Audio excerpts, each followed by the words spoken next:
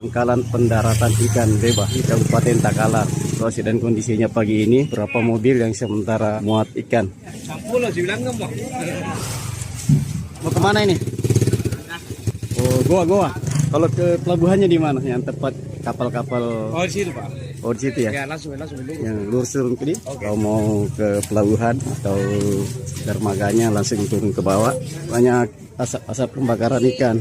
Bentar kita akan keliling di sini. Setelah kita ke pelabuhannya baru keliling-keliling ke sana dulu. Nah, di sana banyak perahu-perahu yang sementara sandar, sementara bongkar ikan. Nah, sana kapal-kapalnya. Nah, PPI-nya di dalam itu. PPI Deba atau PPI Deba ini lokasi di Desa Tamaju, Kecamatan Galesong Utara, Kabupaten Takalar, Sulawesi Selatan. Dari kota Makassar kita bisa menempuh perjalanan kurang lebih 30 menit kapal ikan KMN Cahaya Bone. Di sana masih ada beberapa kapal pagai yang berlabuh. Kapal N Reski Sasana akan bongkar es. Situasi dan kondisi ketika kapal gaek dan memuat es balok.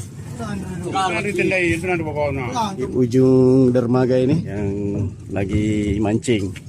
Kita akan ke ujung sana, pendaratan ikan dengan perahu-perahu kecil atau KM Cahaya Bone. Tidak salah orang Bone punya ini.